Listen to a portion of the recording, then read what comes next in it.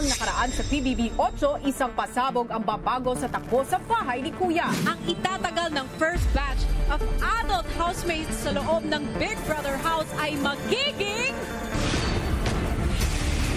88 days! At pinangalanan na ang unang adult evictee. Sorry, Abby, you have just been evicted from the Big Brother house. Thank you, housemates.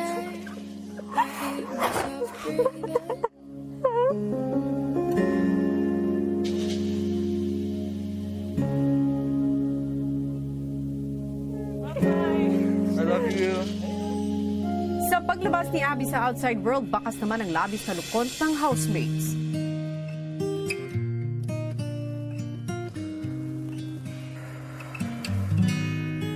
I can still hear her voice.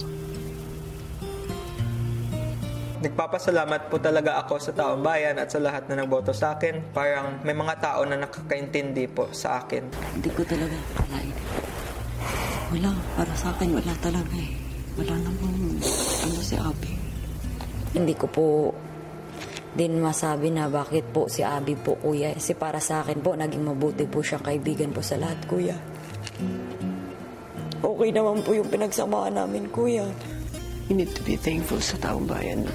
Anyway, it's not what we want. It's also the judgment of the people around watching. Natatakot po ako na maibig kami, kuya eh. Kung maibig man kaming dalawa, papansinin pa kaya niya ako pagkalabas namin.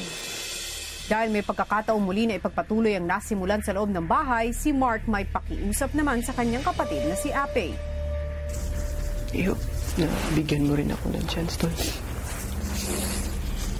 Kagaya ng gusto na sa bayanan. Bigyan ka talaga ng lahat. Kuya.